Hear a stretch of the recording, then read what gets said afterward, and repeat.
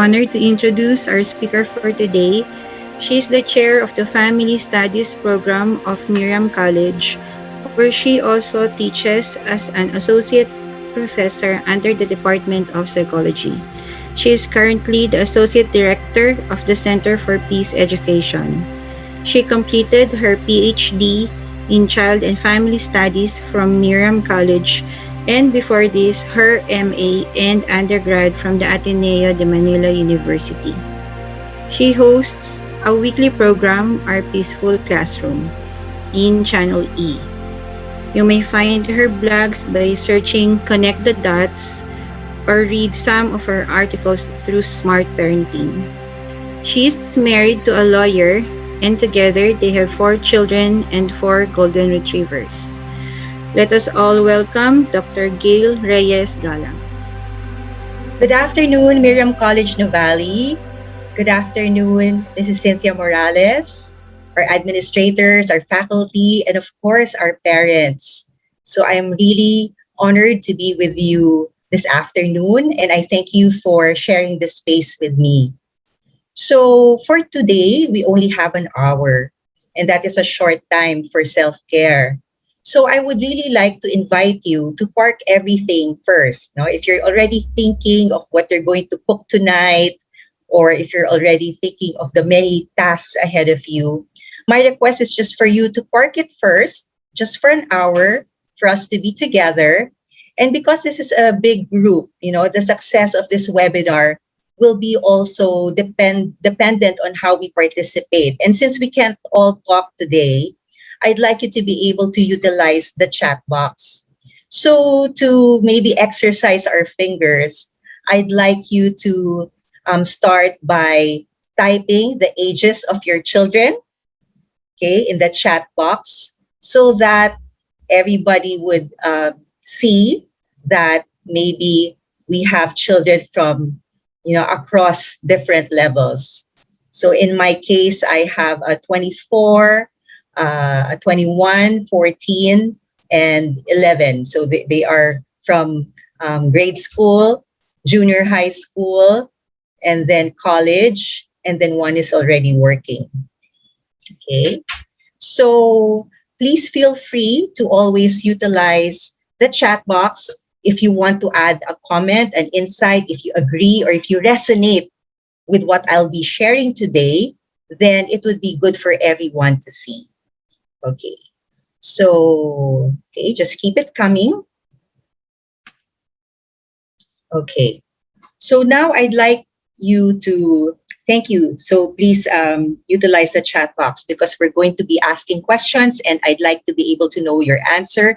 And utilizing the chat box will also signify that you are present at the moment. So after all, we are pausing to create space for parent wellness. Okay, so let's begin. Okay, so I'd like to begin by reading what the United Nations said earlier last year. And they mentioned that COVID-19 is indeed a physical health crisis, but it also has seeds of major mental health crisis as well if action is not taken. And good mental health is critical to the functioning of the society as a whole. And that's why we have to really pay attention to it. Okay? So that's why it is a cause for everyone's concern. Now, for today, this is what I just promised to cover, okay? We'll review the 8 pillars of wellness because we are made up of, different aspects of ourselves, not just the physical, but also the emotional, social, intellectual, and so on. And then I'm going to move on to 5 distorted ways of thinking that contribute to our stress. And later on, hopefully, I'll reintroduce 9 tips to break free from stress. And maybe, if we have time, introduce a breathwork technique that has helped me cope with stress.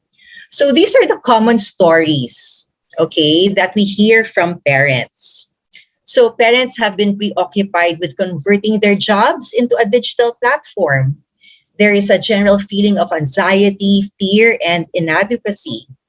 This is coupled with the daunting task of doing domestic chores. So for those of you who are also working from home, so this setup can be stressful for us, and it can be very overwhelming, and it could be depressing.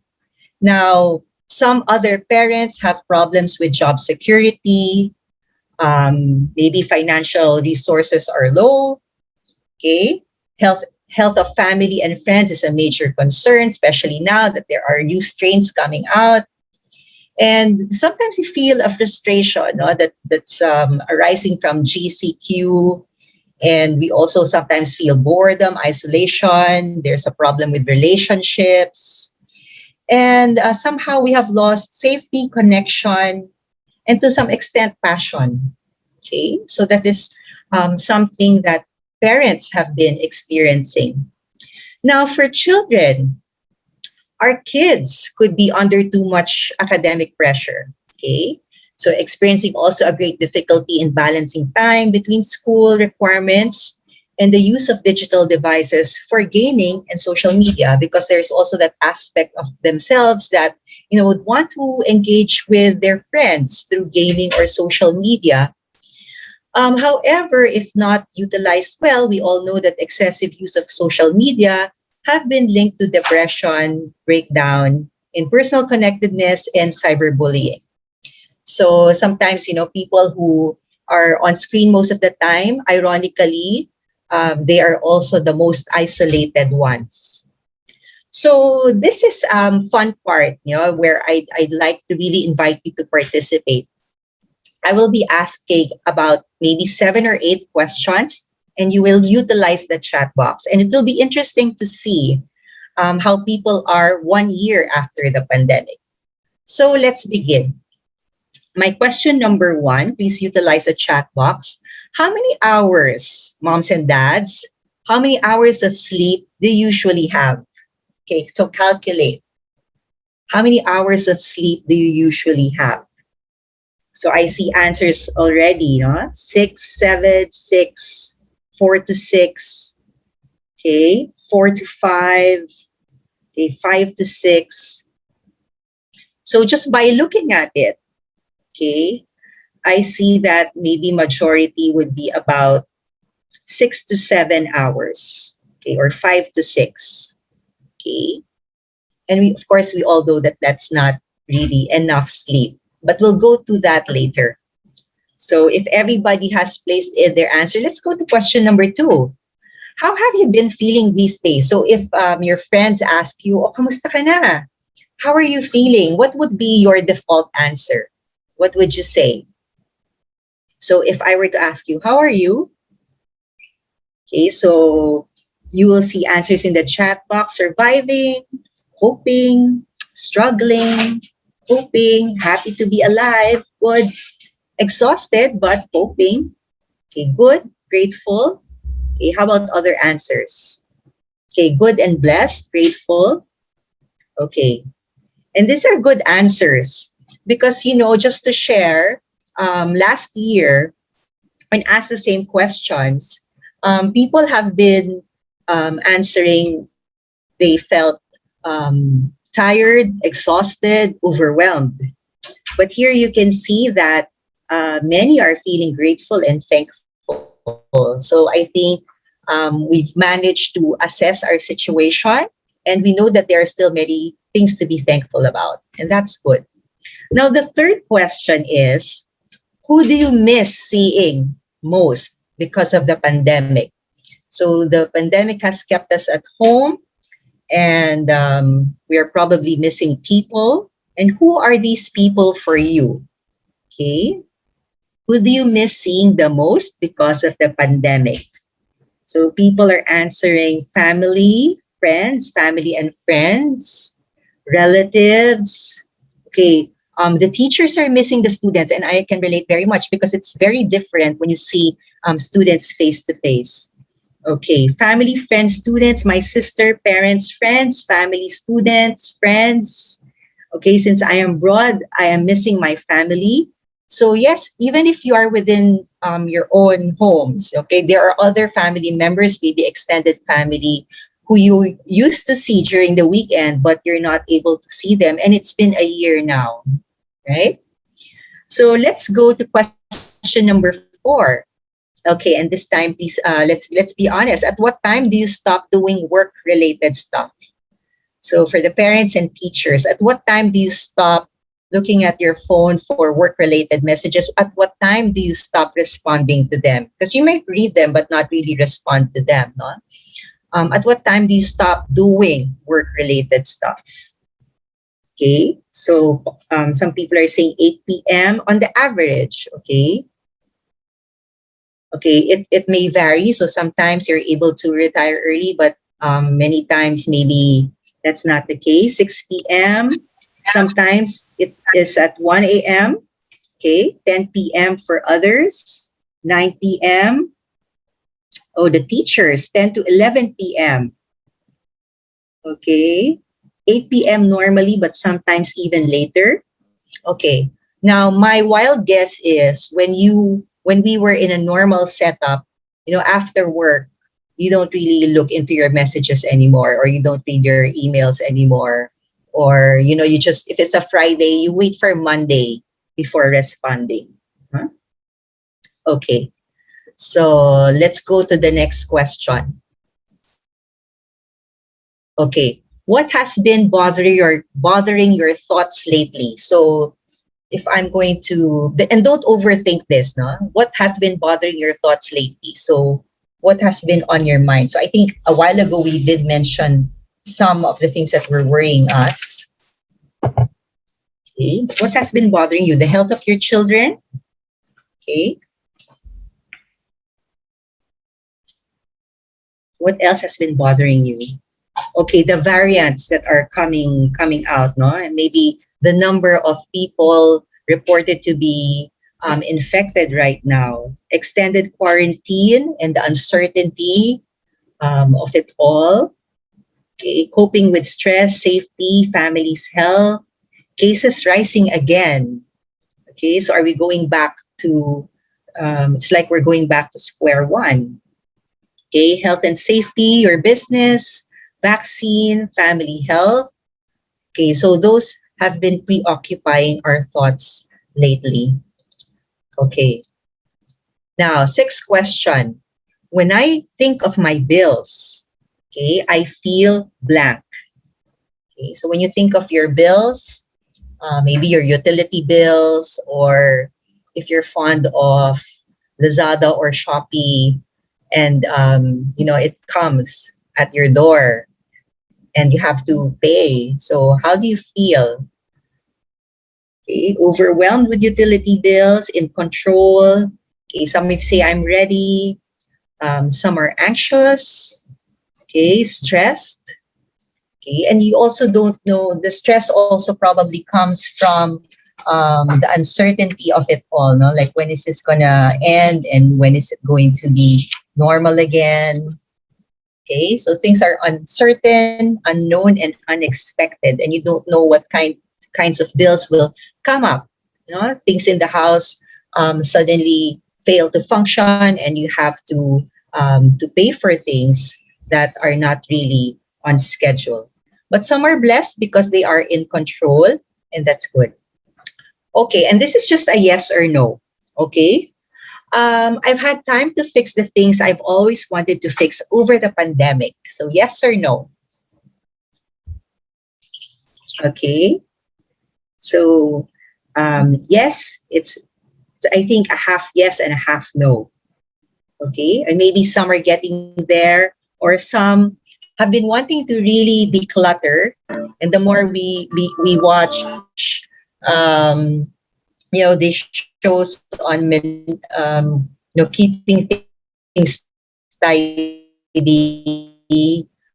or the more insecure we feel that we ought to be fixing things. And you see that if things are decluttered, it also affects our thinking, right? Okay. Now the next one and my last question. I feel most calm when I blank. So this is just a complete the sentence type. Okay. When I feel most calm when I blank. So what is it that you do that makes you feel calm and relaxed. Okay? When you're gardening, when you're praying. Okay, RJ, when watching the news, that's unusual because sometimes the news stresses us. Okay, when you're resting at night, when you do yoga, when you're praying, when you're watching Netflix. Okay, I agree, especially if you are with family, when you hear online mass, when you walk around, when you pray, when you're at home, just lying down, watching. Okay, when you're praying, when you're with your children, the people that you love. Okay, so thank you very much for participating in that. And I hope that you continue to use our chat box if there are ideas that come up. So if you will notice, I touched on the different pillars of our wellness. So when I asked you, what time do you sleep? That refers to our physical wellness. When I ask you, what do you think about? What is ruminating in your head? That is our intellectual wellness. When I ask you, so how do you feel? And many of you say that, okay, we're grateful and feel blessed, sometimes a little bit tired and stressed. That's our emotional pillar of wellness. Who do you miss seeing the most? Okay, that would be our social wellness. And then at what time do you stop working? That is our occupational wellness. Okay, and keeping calm, spiritual wellness. Also, environmental wellness in terms of how we see our environment. Okay, is it cluttered or do we want to declutter? And also our financial wellness, which is somehow related to occupational wellness. So these are dimensions of ourselves. And we find that if one dimension of ourselves is probably distressed, it affects also the other dimensions or the other pillars of wellness. So now, after going through that, I'd like to briefly discuss with you or review with you each item under the pillars of wellness. So we start with physical well being. And this is the ability to improve the functioning of your body through healthy eating and good exercise habits. So hopefully you have been eating well, especially for those who are planting maybe their own vegetables so that they can eat organic vegetables. So that's good, no? There's more awareness to that. For those who are exercising, so that's also good because when you exercise, you release endorphins. So these are chemicals that make us happy. These are the happy hormones. Now, for sleep, for adults, no, they say that we should have about 7 to 9 hours of sleep. So from what we saw a while ago, many fall short, no, just by an hour, maybe because too much watching Netflix and we're not able to sleep, or maybe there are things that are bothering us that make us unable to sleep. But just to note that we need about 7 to 9 hours of sleep, and for children, it's more than that, maybe 9 to 12 hours of sleep is what they need. Okay, and then eating well is part of physical wellness. Okay, the amount of physical activity refers to our exercise, and we know that at least 30 minutes of exercise is recommended. So I wonder, I'm looking at my chat, are you able to get your exercise or are you seated the entire day? Okay, do you get 30 minutes of moderate movement? Okay, so sometimes you want to buy probably apps that remind you that you're sitting down for such a long time. Okay, so yes, physical wellness is about the sense of loving yourself. It's important to love yourself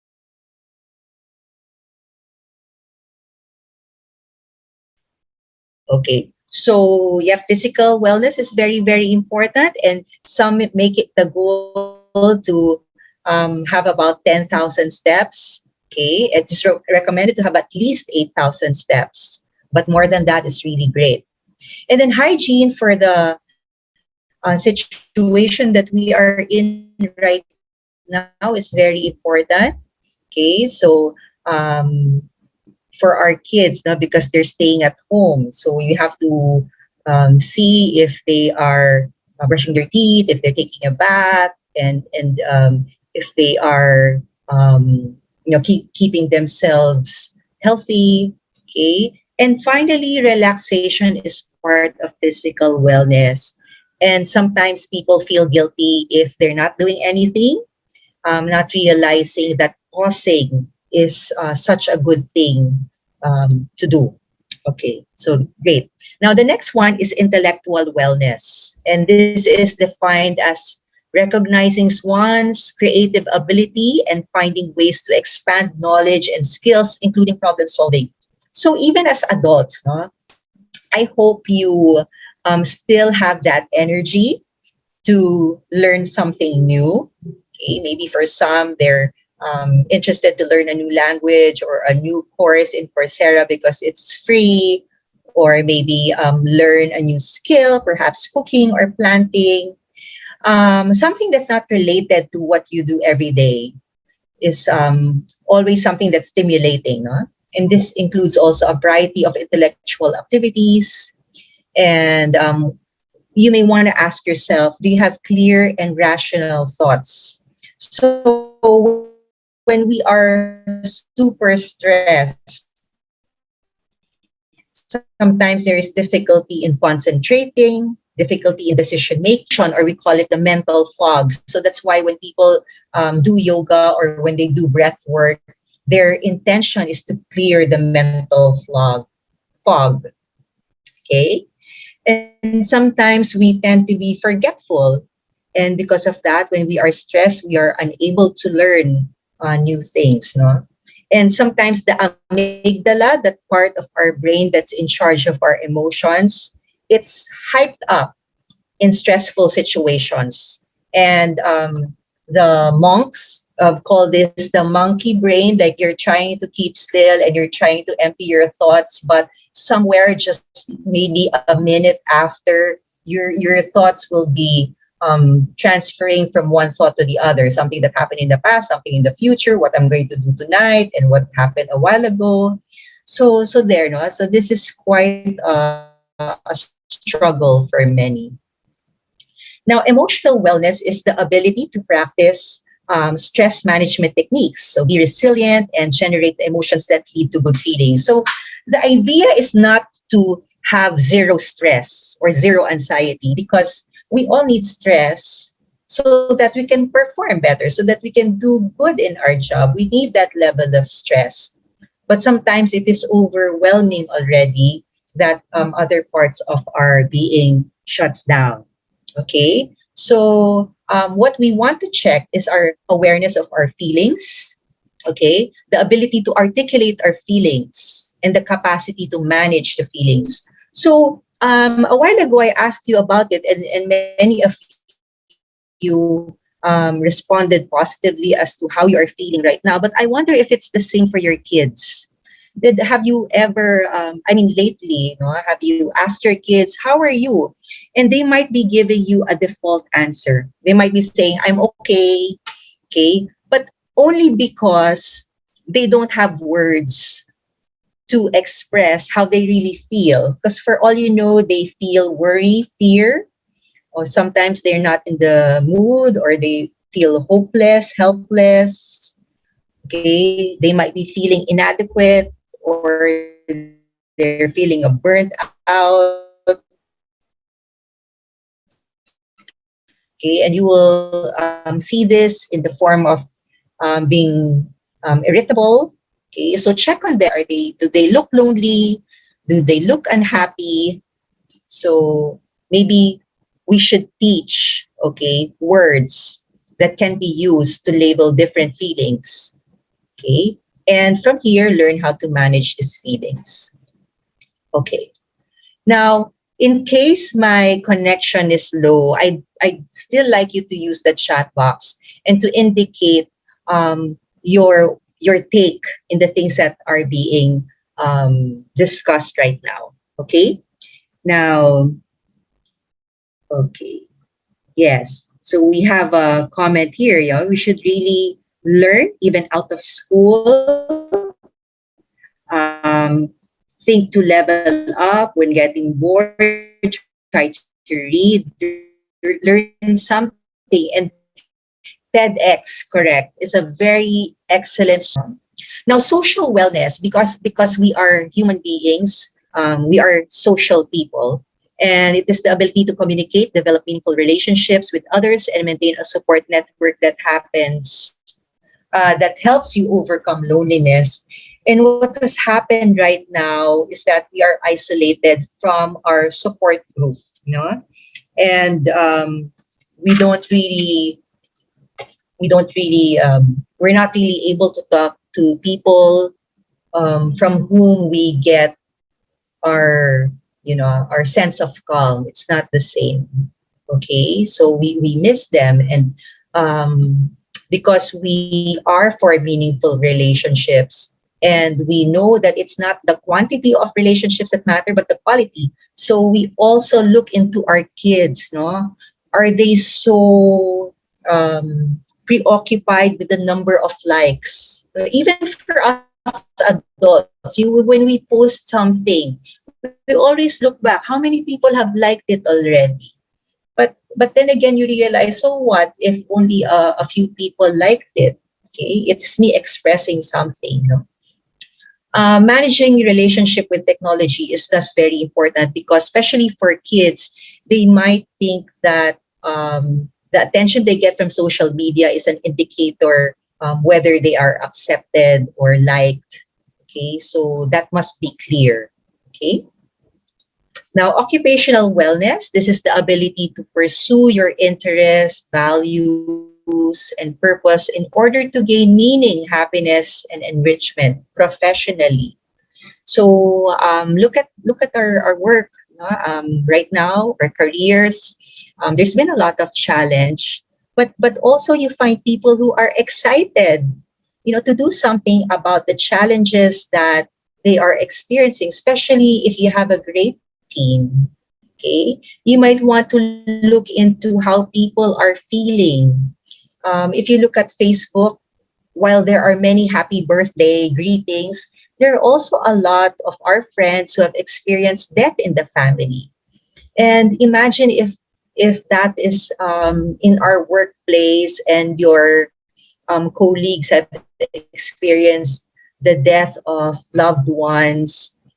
This is the time when they really need us to reach out to them, to be able to ask them how they are, because we are not able to see them face to face. And I'm sure it will be greatly appreciated. So this is a balance of work and leisure. It includes aspects of financial wellness, as I mentioned, but also a sense of purpose and relevance. So we do some soul searching. Is what I'm doing something that still excites me? And if not, how can I make it exciting? Okay. How can I contribute to the team? What can I do? Okay. Now, next one is environmental wellness, and this inspires us to live a lifestyle that is respectful of our surroundings. This realm encourages us to live in harmony with the earth by taking action to protect it. So we hear of many adults who have gone into hobbies like gardening, and it's good. No? They're a plantita or a plantito. It gives them such joy to take pictures of their plants, the sceneries outside, because the environment has a way of sending that energy that gives instant calmness. Okay, because it's something that's natural. Okay, but not only that, also your physical environment inside your room. So are you able to work in a space where it is clean and uncluttered? Because with that, it is also a reflection of what's in our mind. And we know that we're able to think better if things are clean and orderly. Orderly mind, orderly place, orderly mind, orderly everything. Okay? So these are habits that promote respect for nature and also our physical and digital space. So for our children, they might be overwhelmed already. Have you seen, let's say, maybe their Google Classroom and they get notifications, maybe for the teachers also? No, maybe we should train the students to utilize folders, no? And there should be folders per subject so that if they get emails, they read it, and after they read it, they park it on the corresponding teacher's folder. Okay, so that they are trained to have maybe five messages in their inbox at the end of the day, if not zero. So there are many of us who really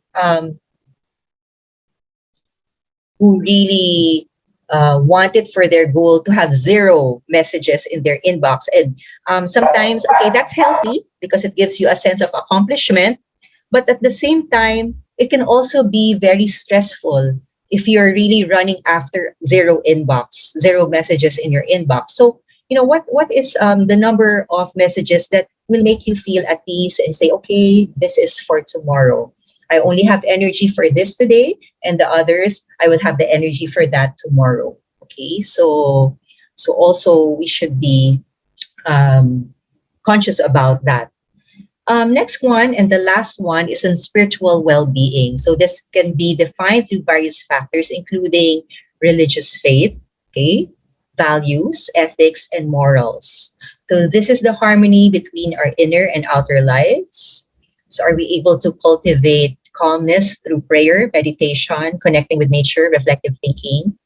And sometimes we notice that everything is working well in the family. The kids are okay, people are healthy, probably your relatives are also healthy and well. Your work is on schedule, but there is always that missing piece. That's some a voice or something that is unsettled.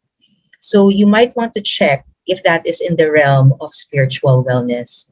And if it is, no, well, the Holy Week is coming up. Might be wise to think of a longer time to pause, okay, and just to connect with God.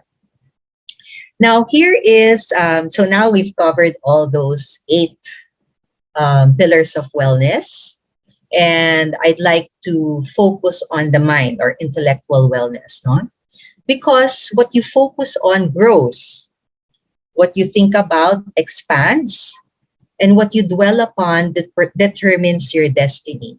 Okay, what you focus on grows, what you think about expands, and what you dwell upon determines your destiny. So if you are focusing on things that are positive, are good, and if you have a lot of optimism, then that is what will expand. It's just like watering plants, it will grow. Okay, so you're growing positivity. On the other hand, if you are focused on what's negative, the things that have gone wrong, the failures, things that you're angry about and upset about, that will surely expand.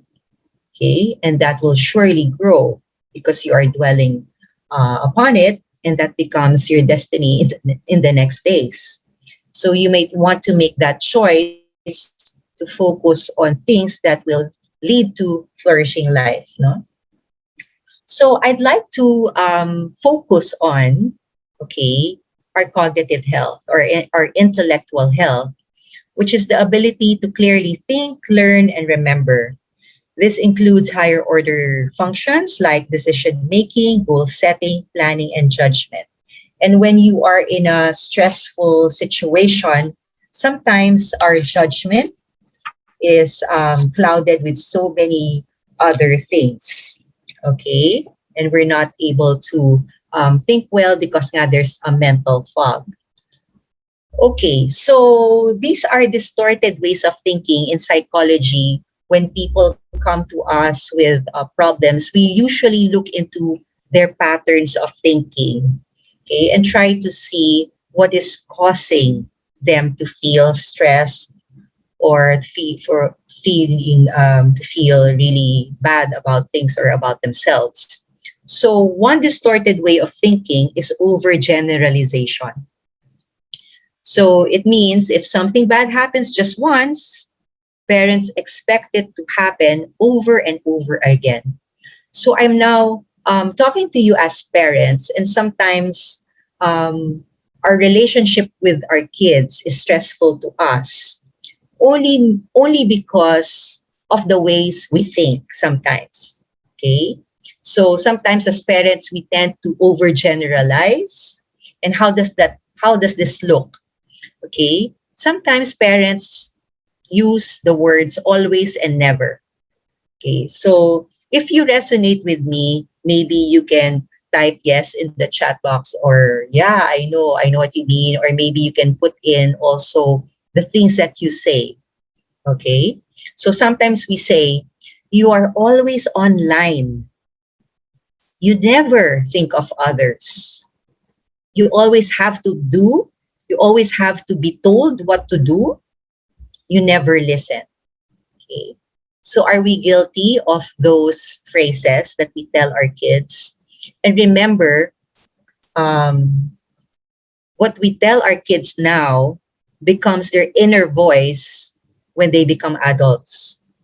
So if you haven't noticed, when you are under stress, when you failed at something, when something didn't go right, sometimes you hear maybe thoughts that or words or a dialogue inside our head um, that came from our own parents or from our old teachers. So be careful of what we say because it becomes their inner voice. Now, sometimes also we use the words everybody and no one. So example of this would be when we tell our our kids, everybody thinks you are so insensitive, or maybe you tell your spouse, no, that one. Everybody thinks you're so insensitive. No, our relatives say that you're so insensitive. No one believes you anymore. So imagine saying that to a child. No, maybe because the child has lied a couple of times, and then you say no one believes you anymore. Everyone is noticing your bad behavior. So the word everyone, that means everyone, right? When in fact it just probably is you who is noticing it. Okay, so that's over generalization. So people are nodding and saying it's true. Now, distorted way of thinking number two, jumping into conclusions. And parents are like jumping into conclusions. This is when parents try to determine what their kids feel as though they could read their mind. Okay, are you a mind reader, dear parents? So sometimes it happens. Okay, your kid is quiet and you say, "Oh, you have been so quiet. You must be rebelling." So parang we have that we have that thought bubble. Okay, my daughter, my son is so quiet. I think deep inside he's angry with me. He's rebelling. He's showing that face. Yun pala bagong gising lang siya, no? And then fortune telling. Um, you've been spending too much time with this person. You know, you will get into trouble if you continue to be friends with this person. So let's say there's a friend, a new friend, and you don't really approve of that friend because you have your own bias or your own stereotype. And in wanting really to end that relationship, you say, you've been spending too much time with this classmate.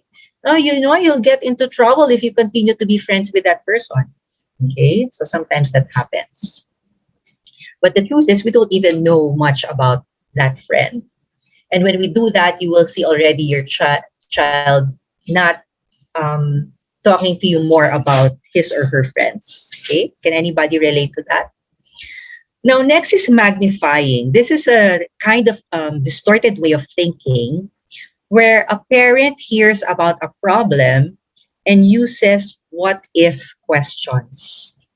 So, for example, of course, we all want our kids to be successful someday, and not only someday, but even now. And you want them to get good scores, perfect scores. And so you're really looking into them, looking at what they're doing, because you're afraid that they would fail. And this is sometimes the message that we say. Okay, what if you fail? What if you don't make it? Okay, what if you don't make it to this school?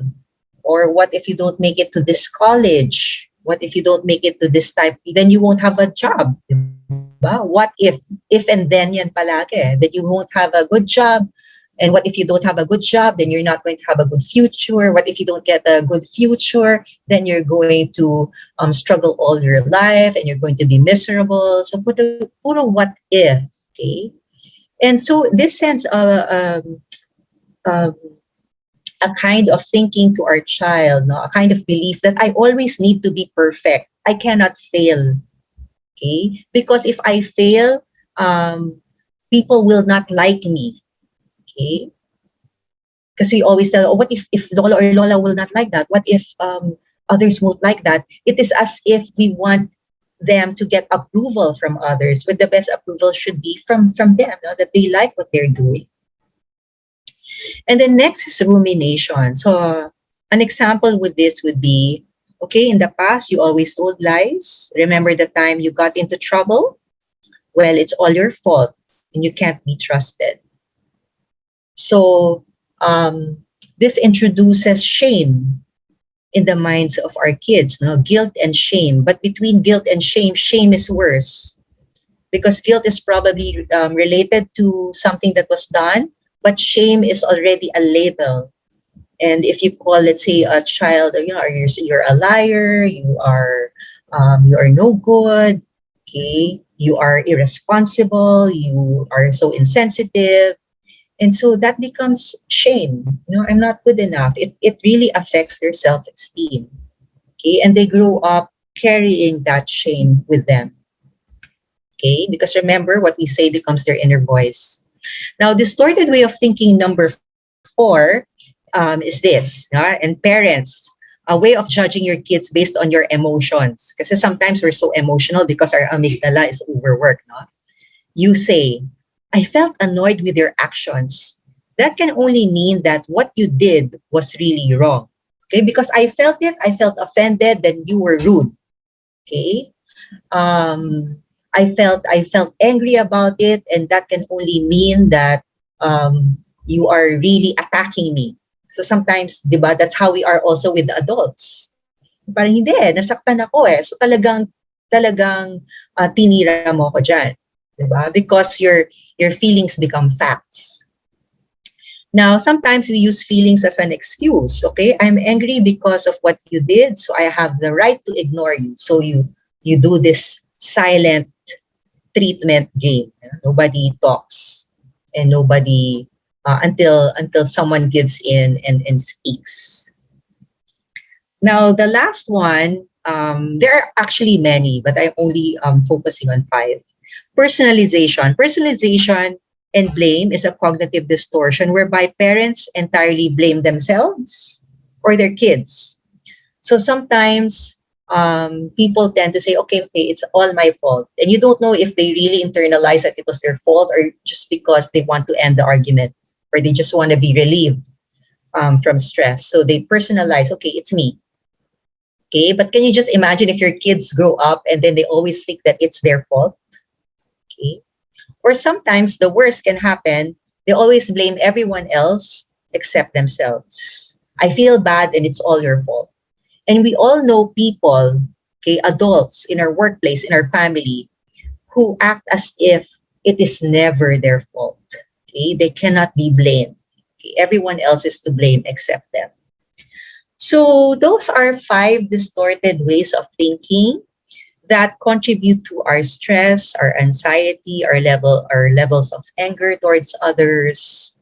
Okay, and we want to break free from them, of course. And these are 9 tips to break free, and I'm sure you have more. Okay, so these correspond to the letters of break free. So BREAKFREE. Okay, break free. Okay, so first is be healthy. So get adequate sleep. Okay, if you can sleep for 7 hours, do it. Okay, eat healthy. Okay, maybe have cheat days, but in general, eat healthy. Okay, maybe you want to avoid the sweets, or for others, they avoid the carbs. Okay, or they avoid oily food. So whatever works well for you. But fruits and vegetables are always good. Okay, moderate exercise. This one, I've been feeling anxiety the past maybe weeks. And this is my second or third week already that I really force myself to run 30 minutes before I start my day. And it has helped me sustain the energy. Like, this is already my fourth webinar for the day, but I'm still feeling energized. Okay, and I attribute that to exercise. Okay, so try to get your 8,000 to 10,000 steps. Okay, next, rest your mind. Okay, rest your mind. Have a gadget detox. Holy Week is the best time to do a gadget detox, or maybe turn off all your notifications so that you only select those messages from groups that you want to pay attention to because it's important.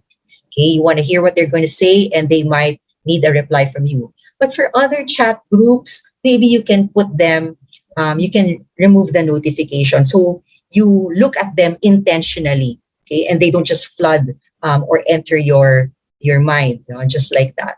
Okay, so turn off your notifications. Now, letter E, engage meaningfully. Surround yourself with positive people and mute negative people. So don't let people bring you into their storm. Instead, bring them to your peace. Okay. And then A is ask for help or help others. So whenever we help others, it causes people to feel happy. And when we know that we've made somebody happy, it also makes us happy. And that idea of paying it forward just multiplies and multiplies. So asking for help is good, and giving help is also much better. Next, K is know when to stop. Okay, and this is serious. Stop overthinking, because sometimes what you think about doesn't even matter to the person you're so concerned about. The feeling, the thoughts that you have. Baka wala naman sa kanya, but you're overthinking things. Okay, and stop ruminating about the past because it's already the past.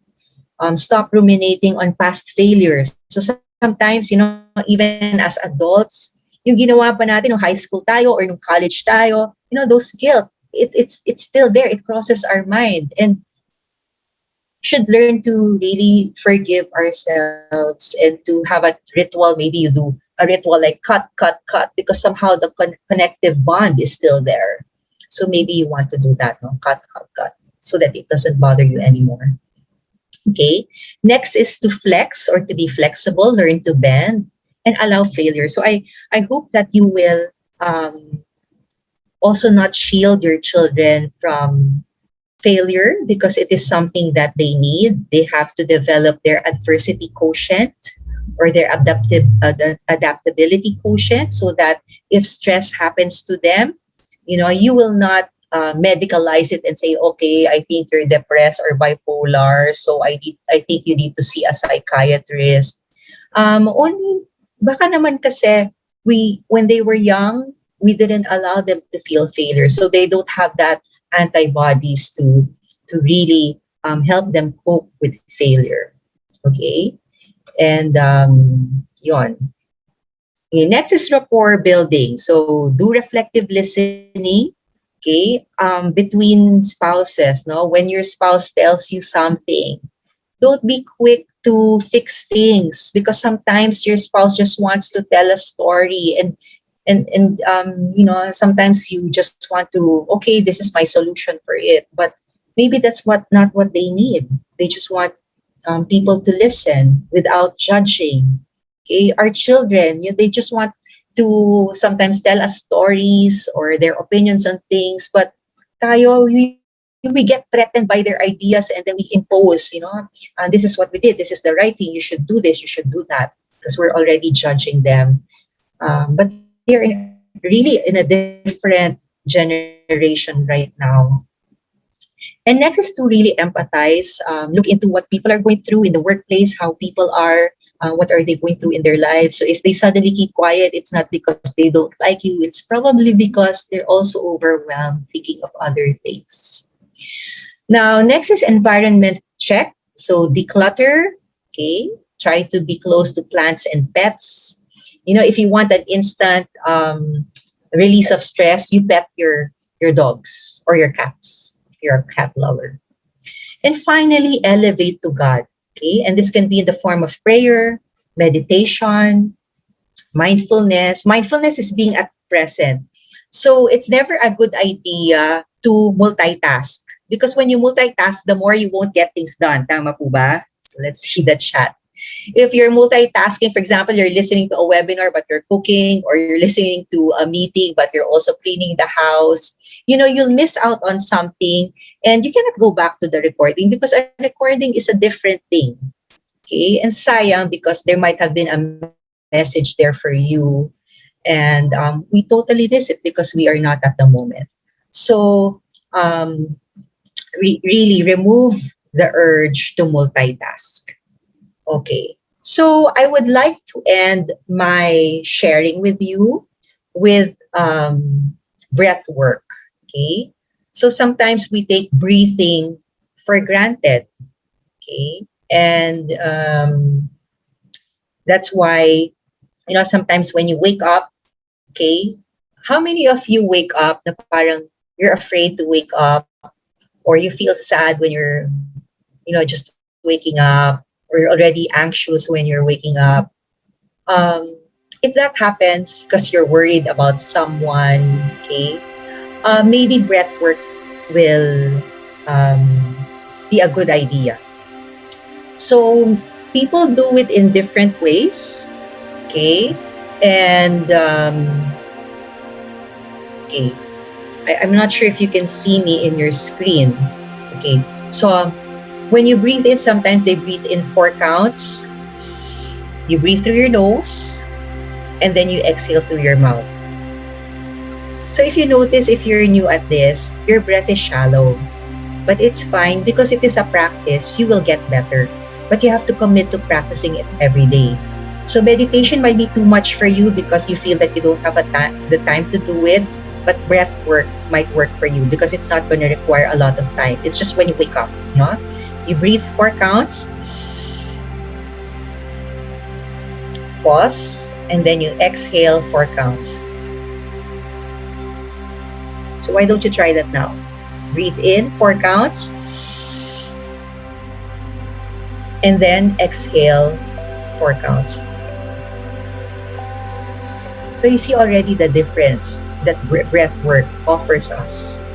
Now you might want to add in an affirmation. And this I got from a Reiki class that I attended. So this is what they say. Just for today, I will not anger. Just for today, I will not worry. Just for today, I will be grateful. Just for today, I will do my work happily. Just for today, I will love all of God's creation. So I suggest you take a photo of this, and until you memorize it. Okay? Forget about everything I said, but maybe this one is what is this is what is my pabaon to you that will really help you manage. So breathe in. You breathe in when you say just for today. So just for today. Stop. And then when you exhale, you say, I will not anger. Then breathe in. Just for today. And then breathe out. I will not worry. When you breathe out. Then breathe in. Just for today. And then you exhale. I will be grateful. Just for today, I will do my work happily. Just for today, I will love all of God's creation. So notice when you're saying that, you're not thinking of yesterday, you're not thinking of tomorrow, you're not thinking of what you'll do later, you're thinking at the moment. Okay, and this is good for you. You might not see the effects, but trust that something inside is happening. Now, aside from the affirmations, you might want to put in light, and white light, okay, is always good for us. Okay, so that's what they say. Okay, now when I attended a pranic healing session, they said blue light, this light blue that you see in your screen, will stabilize things. Okay, so also no colors. So for now, because we're all new, maybe just picture white light as you breathe in. So just for today, the words come in and then white light comes in. I will not anger. Just for today, I will I will not worry. Just for today, I will be grateful. Just for today, I will do my work happily. Just for today, I will love all of God's creation. So it's beautiful, and this is breath work. And if you've managed this, if you keep on practicing this, just this one, don't be sophisticated anymore and try the other stuff. No, just this one. Keep practicing that, then maybe you'll be ready for meditation. Okay, maybe later on, you will be ready for yoga. And meditation doesn't have to be 10 minutes or 30 minutes. It can be 2 minutes. And you can use apps. You know, I use the app of Erwin Yusuf. It's called Rebel. And they have this, breath work for or meditation for beginners. Okay. So let me end with this quote from Lao Tzu. Okay. If you are depressed, you are living in the past. If you are anxious, you are living in the future. If you are at peace, you are living in the present. So, good afternoon, everybody. And I hope that I was able to transfer you from stress to stability. Okay, thank you.